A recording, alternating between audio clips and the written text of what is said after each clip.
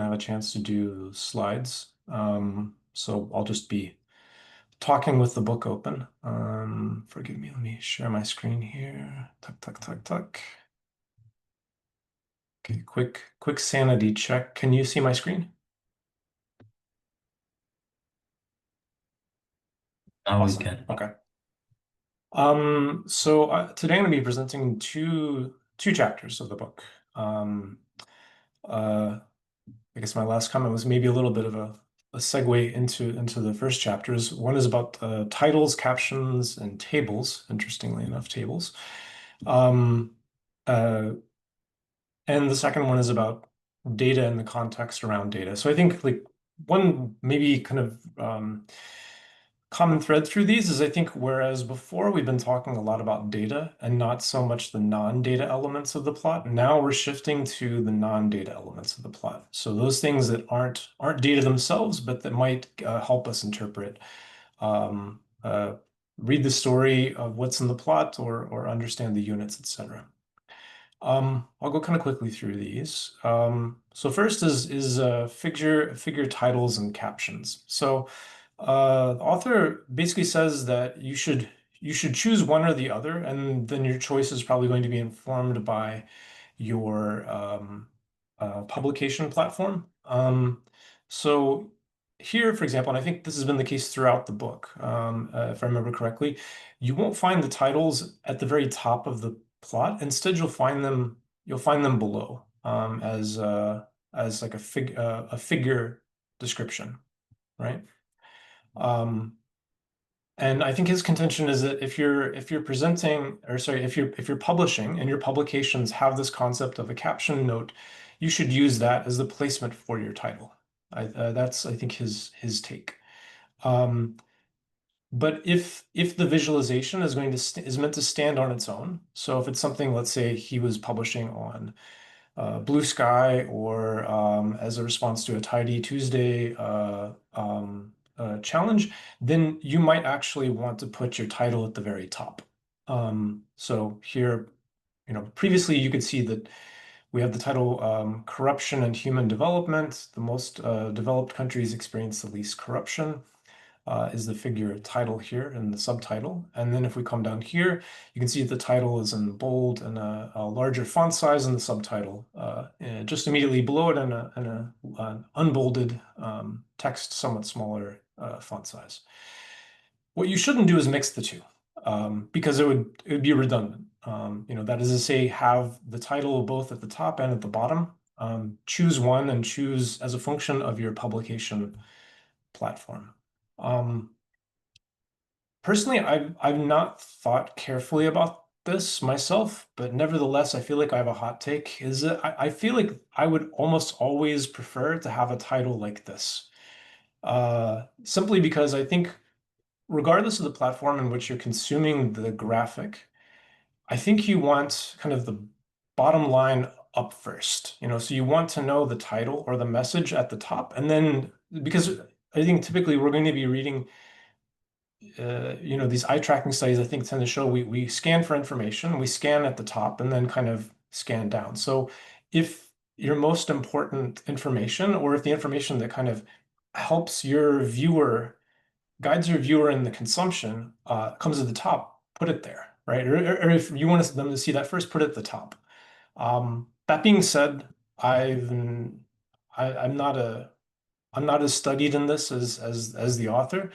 But somehow I feel like I would prefer this, and maybe this preference is informed by, let's say, stylistic cues from publications like The Economist, where it seems like or Financial Times, where they always seem, I think, to have a title at the top in rather large text, and then you have some graphic. But anyway, I think the choice is ours. Just do one or the other. Maybe I'll stop there, see if others have opinions or views about this.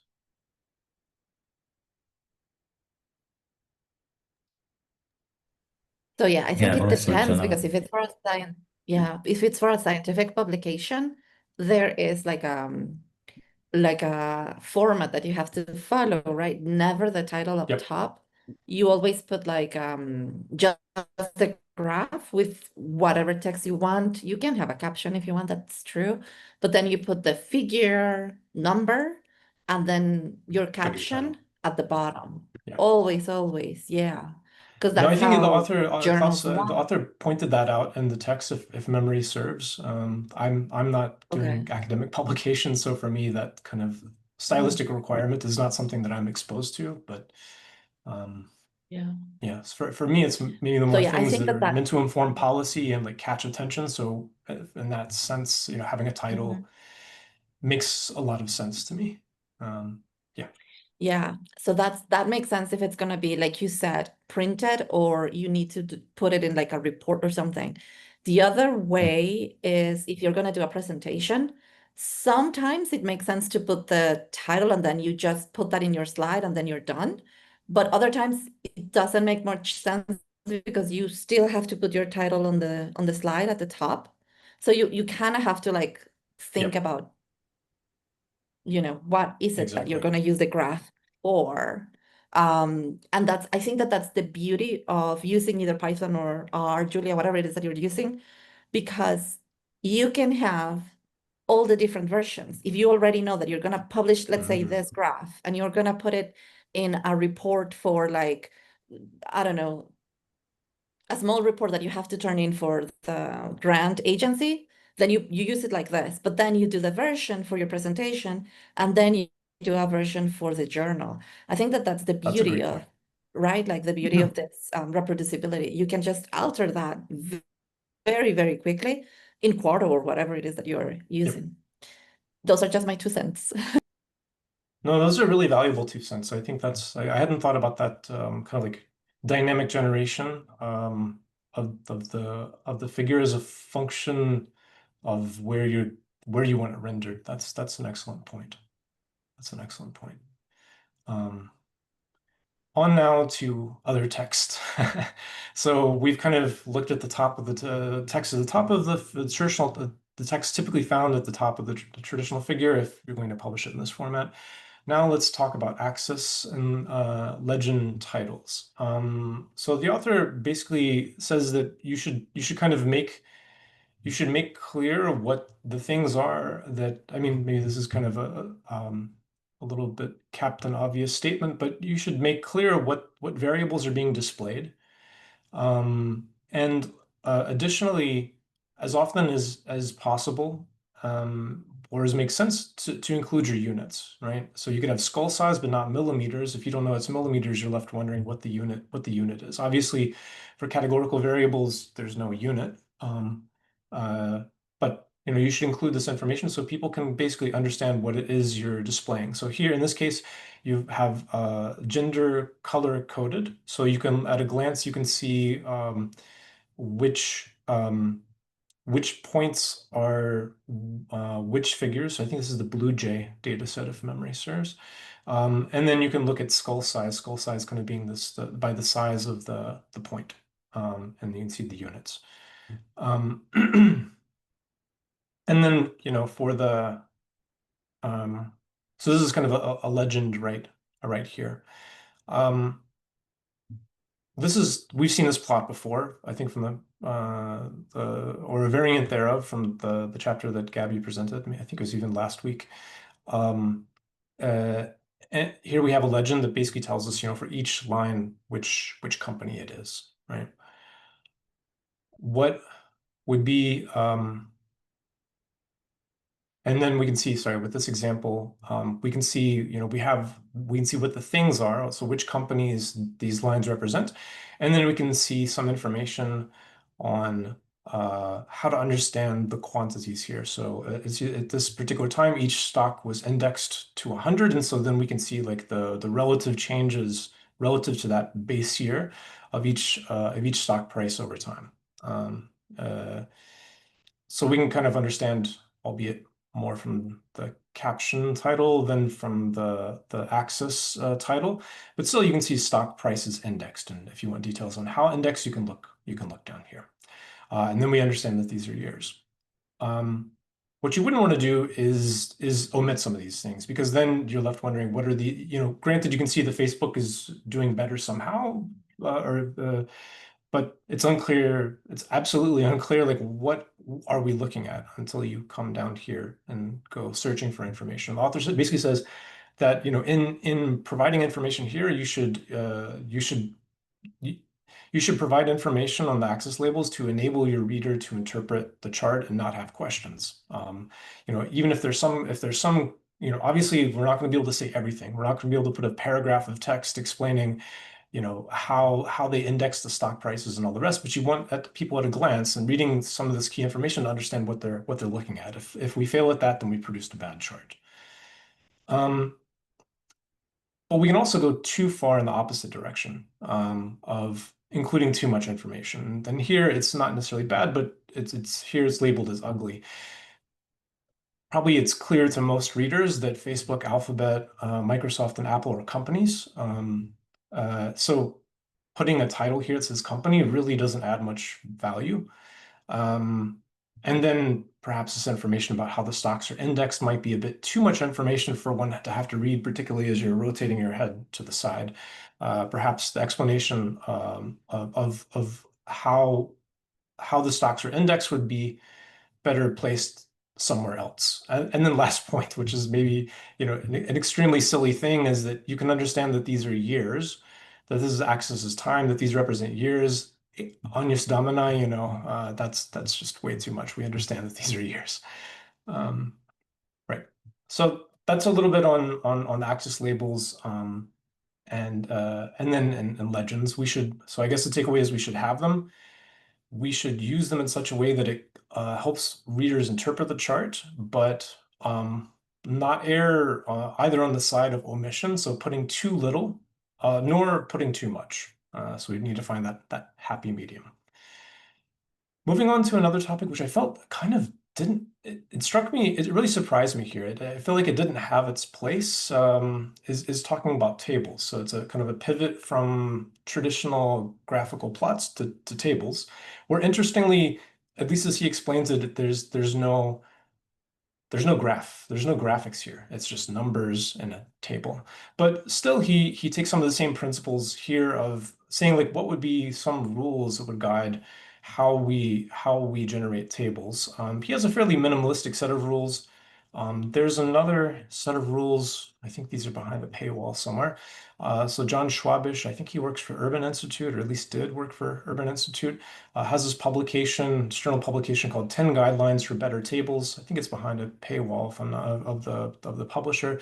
But I think Thomas Mock goes through using GT and kind of spells out a few of those principles and shows how to do them. It's a really nice blog. There are a couple others of this sort that I was able to find. This is the one that I was looking for.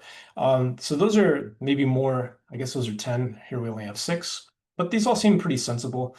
That basically, just as we want to remove extraneous visual attributes in plots, so too do we want to remove those same extraneous visual attributes from tables. So we don't want to do the thing that every single table I see in Word does, or maybe too many of the things I see in Word does is have lines that basically it looks like someone took an Excel, like a set of Excel figures with bolding everywhere, like the lines everywhere, and just plopped it in, and that's your figure. That's too much, unless maybe your table is very large in dimensions. Presumably it's meant to be an A, it's you can read across the lines, but it's really too much. You could get by with much subtler effects, alternating, doing something like line striping here, like in this table where there's a subtle difference in hue between the lines. And you can clearly follow, I'm not going to get confused between Star Wars and Jumanji because these are different. Well, assuming that these work well for people with visual, perceptual difficulties, then assuming that's the case, then you're not going to get confused between these two things, right? There are fewer lines. And then you wanted to have some alignment for the things here. So the numbers, the author says, should be, so if they're single numbers, like here, the rank, they should be center aligned. If they are numbers that are quantities, you should have them right aligned, and basically have a consistent number of decimal places. So in this case, no decimal places, but a consistent number of decimal places everywhere. So for example, even if you have a zero, if you choose two decimal places, it'll show a 0.00, unless you adopt a different convention for that kind of corner case. Just allows you to easily see magnitudes at a glance, and it's just more visually pleasing. So this is on tables. I thought this was a kind of an odd inclusion. I perhaps didn't read it carefully enough to understand how this related to the rest, but I feel like this could and should be its own book, perhaps. I know that John Schwabish has kind of done that in an article. I wish desperately that there were an open source book that does the same. Maybe I'm giving lots of people ideas if that doesn't already exist. But yeah, so that's it on the tables. There's really not too much there. Although the author did kind of point out to me, like humorously, that I think there are about 100 and I think he said 105 table options in Microsoft Word, and basically about 80% of them do the wrong things, according to these rules. So um, don't use the defaults, I think is the short answer. Okay, next topic has to do with balancing data and context. So here, coming back to what I said initially, is that if you think about your traditional chart, it's really kind of composed of two buckets of things. So on the one hand, the data, so the data that appears in some kind of plot area, and then the things that represent those data. So those would be considered data. If or think about a scatter plot, the points would be data. If we're thinking about a bar chart, the bars would be data. Or at least the values would be data. And then essentially everything else besides that is what he calls context. Um, I would also include personally the title and the things we just got through seeing. I would also, in my mind, include those as context. But he's thinking of basically grid lines and legends and all of these things. So if you're a ggplot2 user, and I think all of us on the call are, it's everything that you would target with your theme function, or many of the things you would target with the theme function for like non-data elements. So here he kind of harkens back to this quote from Tufte, where he introduces this idea of he wants to maximize the data to ink ratio. So that is to say, have more data in a graph than ink. Ink being kind of in this what the author here is calling context, so everything else. But he kind of accentuates here, this is his own emphasis, that the one part of this quote that seems to be overlooked, including by Tufte, is within reason, right? Because if we kind of maximize this to like the limit case where the ink is like approaching, or limit case is zero, then maybe we'll end up with plots that are minimalistic and in some way elegant, but difficultly interpretable, right? So we want to think about here is like in effect like removing those bits of ink, so context, that don't add to the interpretation of the plot, or alternatively remove those things that take away from the viewer's focus on the data element, the meaningful data elements in the plot, right? So let's move from theory to practice here. So here, this is, I think, even without this label, is clearly ugly. We've got really too much going on. We have a kind of a box that surrounds the plot, the whole kind of like a plot area. Don't know why that's there. Another box around the legend. Don't know why that's there. Extremely dark major and minor grids, to the point that they're almost darker and more prominent than the data themselves. There's too much, just too much going on. So clearly we don't want that. Maybe something better might be this. So where we would take the same plot and remove some things, or remove some ink or context. So we would remove the border box that seemed to serve no discernible purpose. remove the border box around the legend that seemed, again, to serve no real purpose. Remove the minor grid lines, lighten the hue of the major grid lines. And then what else have we gotten rid of? I think that's, oh yeah, and then also eliminated the axis lines, right? As well as like the plot area lines, like on these dimensions, right? And so we're left with a fairly elegant plot, I think. But you know, if we go to if we take things to the extreme, we can end up with something that's maybe not so useful. I mean, this might be Tufte approved in the sense that we're really getting rid of or minimizing a lot of the ink, but it might make things difficult to understand here. Um, so here, you know, if you look at this very quickly, you just see a bunch of points floating in space, right? Yes, we have some context to anchor them in space. You know, there's percentage body fat, this is height in centimeters here, but still the eye seems to focus on these points themselves. And I could be mistaken. No, I'm not mistaken. Actually, I'm not sure if I'm mistaken, but it looks to me visually like the colors of the data points themselves are actually lighter. But perhaps it's just because of the really starkly white background that they appear to be lighter than perhaps they actually are. Um, so we should be careful here when we're kind of following Tufte's advice and the authors is to kind of minimize the context, minimize the ink within reason. So we can go too far in both directions, and we should have, you know, strive for some happy medium that's sensible here.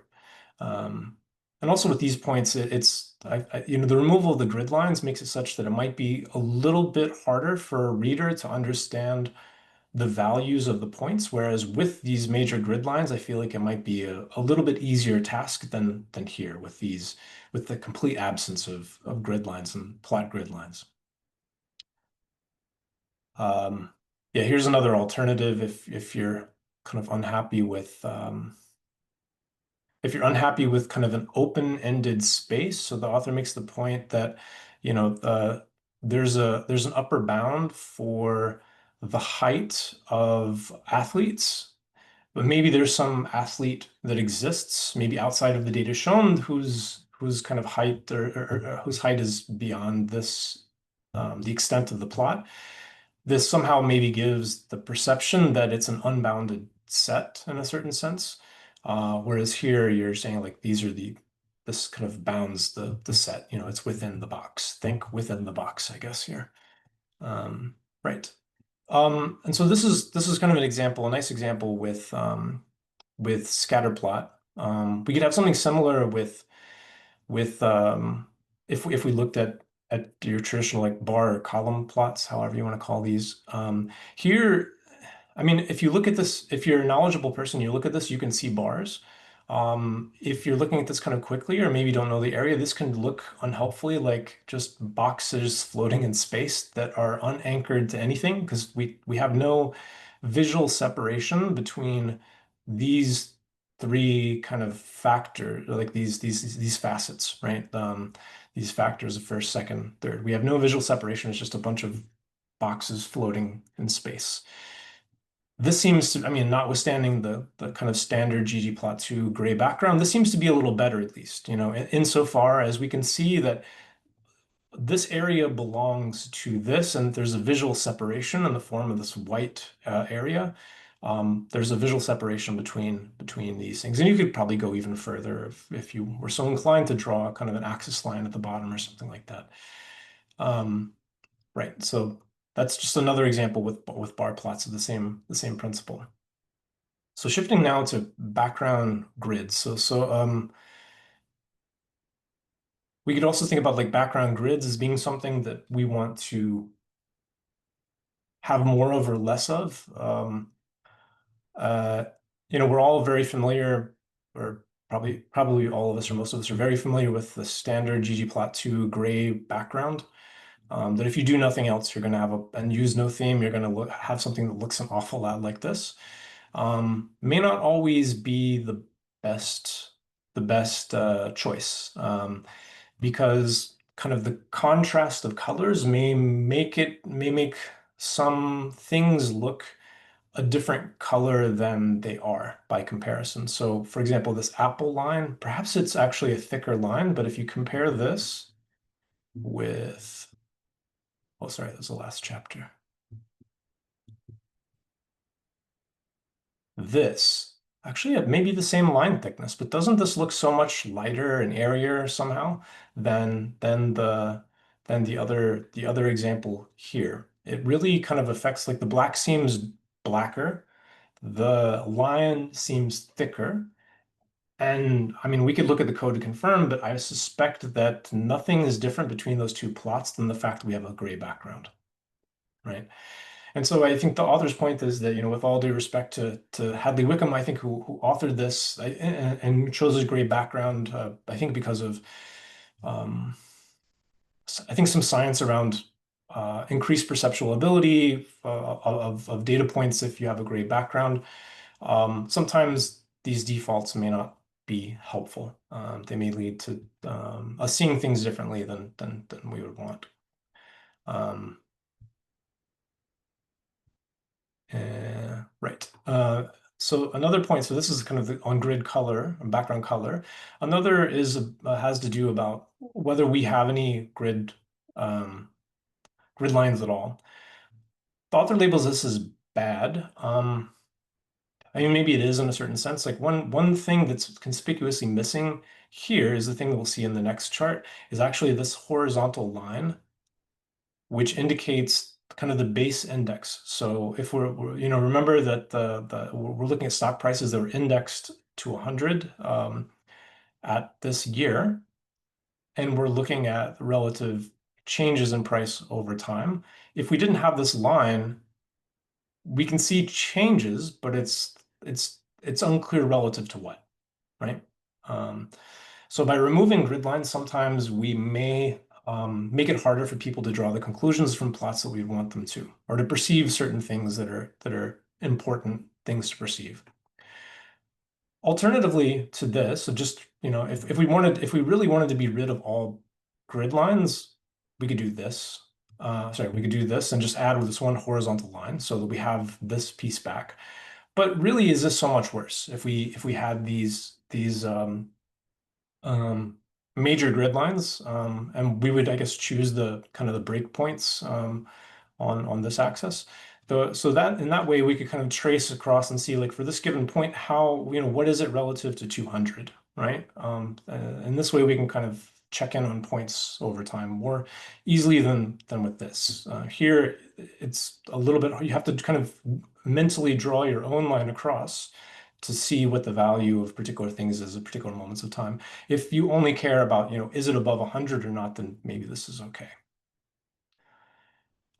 Switching again to bar plots, I mean, another way that we could do this is we could say, we kind of reformulate this problem and say, instead of looking at trends over time, let's just look at the 5-year change, right? So the percent increase over a 5-year span. So this is the percent increase in Apple and Facebook's stock prices over 5 years. So kind of I guess the canonical way to do this would be to draw these vertical lines, which enable us, just like with this plot, to kind of pick out particular values. Here we can pick out those values too.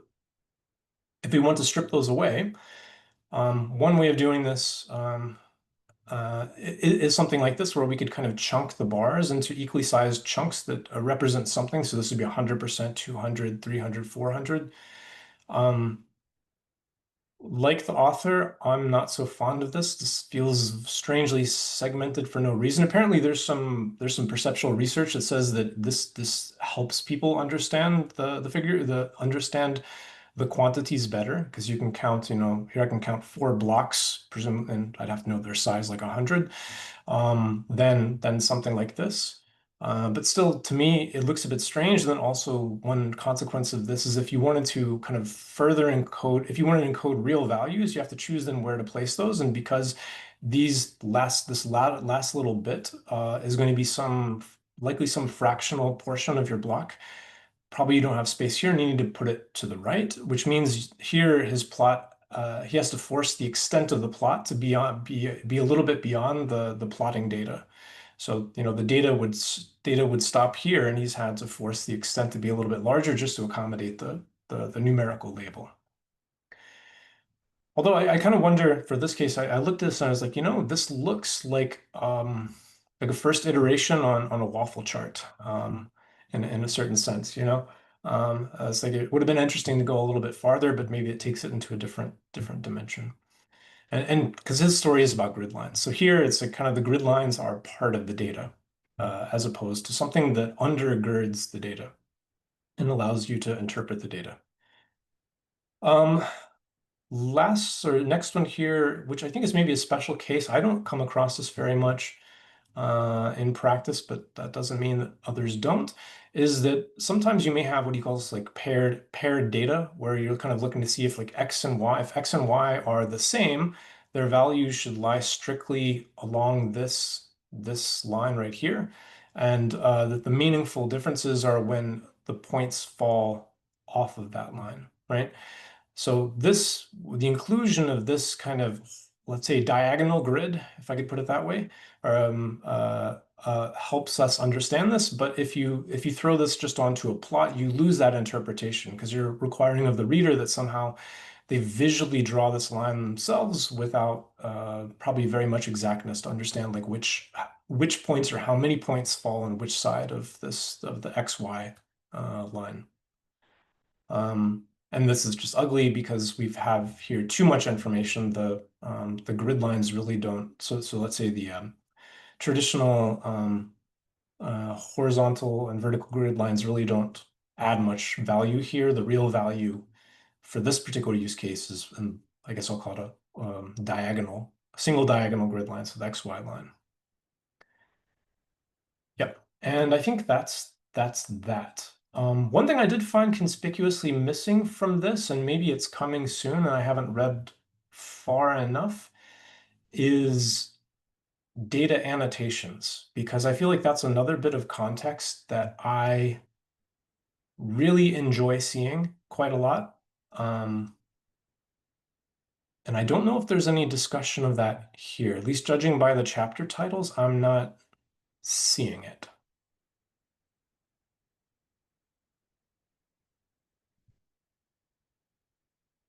Does that make sense what I mean? Like the annotations?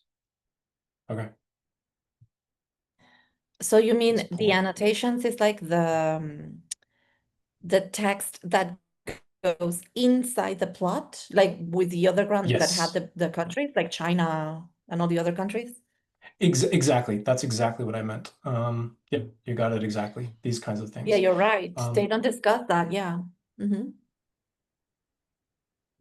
I I'm think he not sure that I has. can quickly, I'm not sure I can quickly find a good example of that, but I've seen ones where, so all of this obviously depends on the shape of the data and the amount of otherwise empty space that's available, but sometimes you can write almost a paragraph, like that will explain a particular point fairly elegantly. That'll call out a point to it, and then say something about it that's meaningful that you wouldn't, the data don't tell you, but then this contextual information, this annotation with some text informs you about.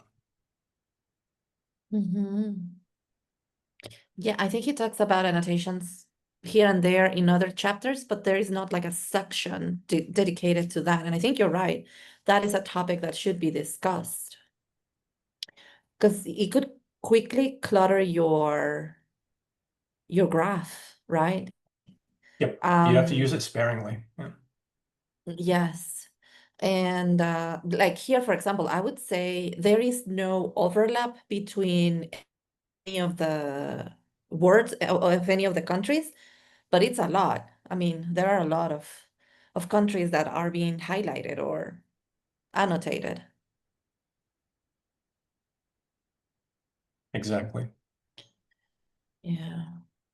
So another thing that I think he doesn't discuss, but it's a pattern that I have noticed, and I guess it also depends on your style and your aesthetics, is what type of grid lines to use depending on each graph.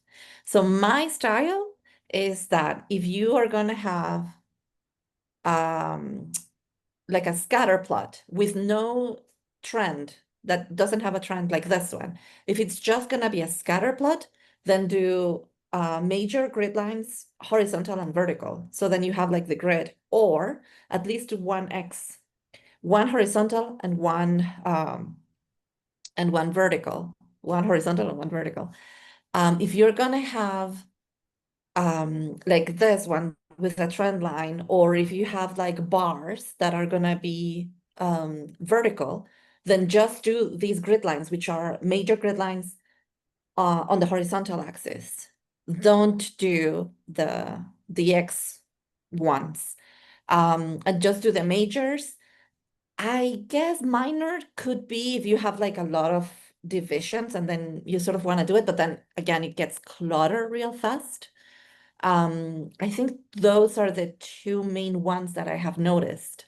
But sometimes it depends on also like the publication, because The Economist has its own theme, the New York Times has its own theme, right? And you can also develop your own theme for your own company or something. But that is like, in general, the pattern that I have noticed. And I think it works well. Let's just say Yep. that.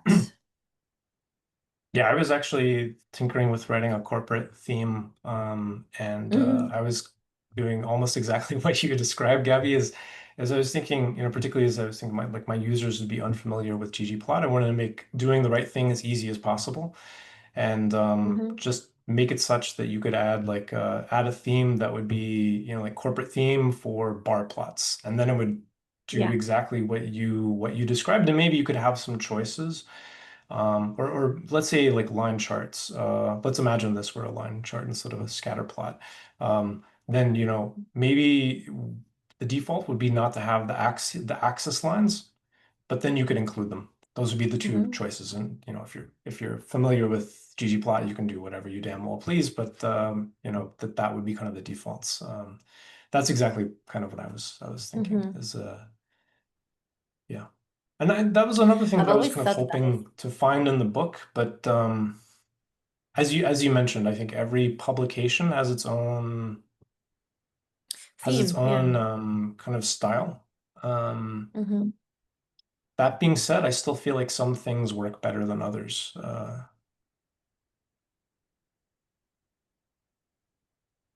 Yeah, I think that over time, I don't know, this is more like a philosophical, psychological question, but I think over time, people that go deep into data science, like what we are doing here, we sort of merge into the same theme and we rarely deviate from it. And it kind of looks like this one. But I have seen beautiful graphs that don't necessarily follow like this aesthetics, let's just say, and then they still Yeah. work. So I think in the end, it's a matter of like this within reason. I think that what it's included in there is also like your aesthetics, your style, and how you want to present the information, and the company that you work for. Because if it's the New York Times and you're writing for them, then you have to adhere to that theme, right?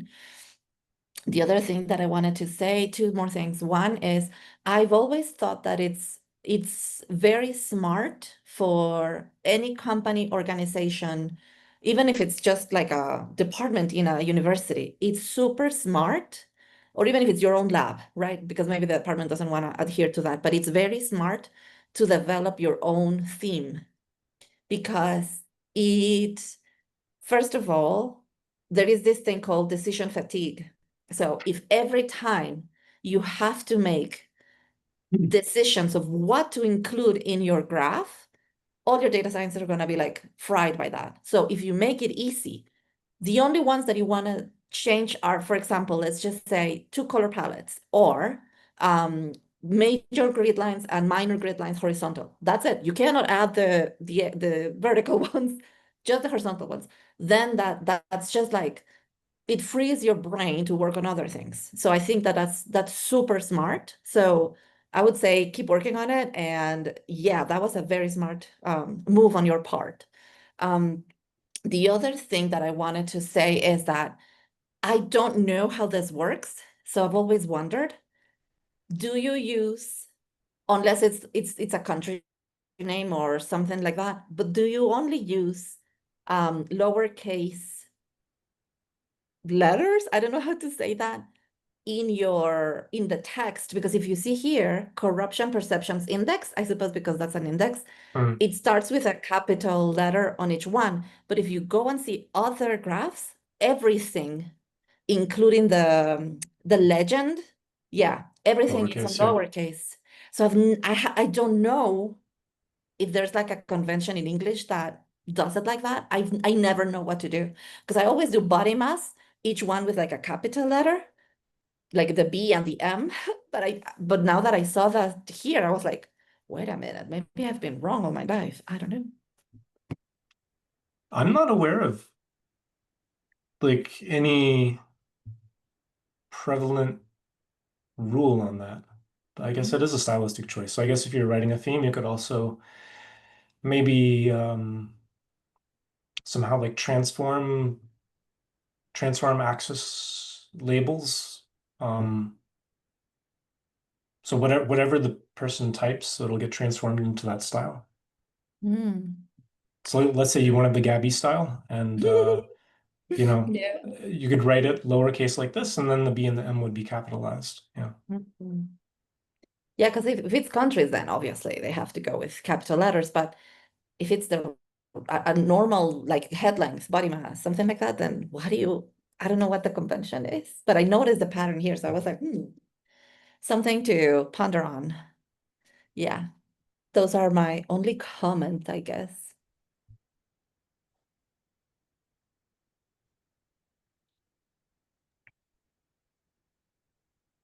Guess Also, I'll mention. yeah, I think I Okay. mentioned one thing on tables is I think I think I mentioned this in passing, but um, when I saw tables, I was surprised, and then before I was reading, I briefly hoped that there was some guidance on how to include, let's say, like spark lines or let's say graphics within tables.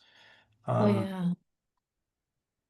I guess both in terms of when to do it, when not to do it, maybe as well as how to do it.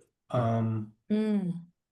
I guess that's again for that book that I'm longing for on doing tables the right way. Yeah. Elements of Maybe which you you're the see in one to lots of write that places. book. Yeah. I possibly, I guess. Yeah, maybe. Then if you feel like you don't have enough time, invite someone. Then it's a collab. Yeah. Yeah. I mean, you're right. I think that even I posted on the book requests channel that I wanted, and we discussed it with Arthur last week too, that we wanted to read the Nicola Rennie book, which is on data visualization, that it's like, it's gonna be, she just finished it, but it still has to go through the editor, but she thinks it's gonna be ready in early next year. So that's gonna be like a brand new book.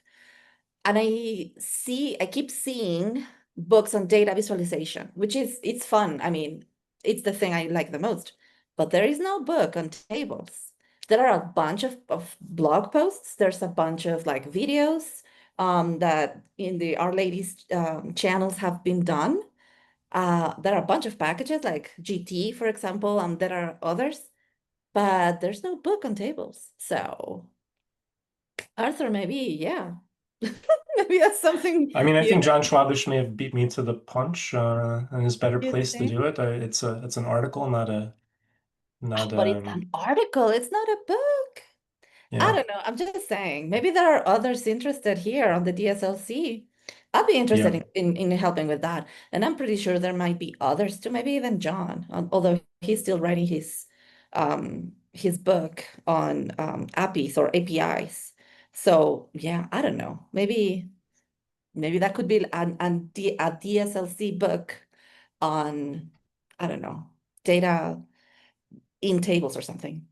If It'd be you're fun. listening, There's some people that kind of do this. Like there's one author who's some of whose books I would like to read. Find the time to read. I think his name is Stephen Few, oh, who writes on DataViz generally, and I think he has I think one book on dashboards. And then kind of like naturally tables are sort of a subtopic a little bit, and he has a few things to say. Although I think his audience from looking at what he's done, I think is a little bit more corporate. Mm. Um, Oh, but which is still, not to you say can it's learn. bad. It's just particular take on things, and maybe may neglect um, certain needs, I guess. Mhm. Ooh, I love that's my new love. Dashboards. Yeah, can't get enough. That's my new love. Data visualization will always be number one, but yeah, dashboards is like, yeah, it has taken a hold of my heart. Yeah, so I think that yeah, for me, those are my only comments. I don't know if anybody else wants to add another comment or discuss any other topics regarding these two chapters. All right.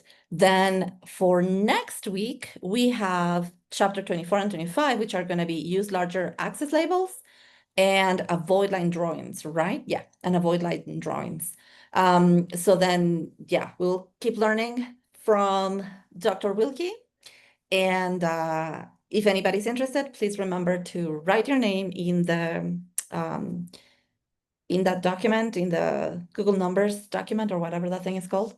And then if you're interested in the Nicola Rennie book, then make sure you like that post so that we know who is interested. It's in the um, book club requests or something like that. I think that's the name of the channel. And start getting ready your questions for Dr. Wilkie. That's gonna be on December. And yeah, I guess that's it. That's it, you guys. We have concluded another successful week. Thank you so much, Arthur. This was amazing as always. Super well explained.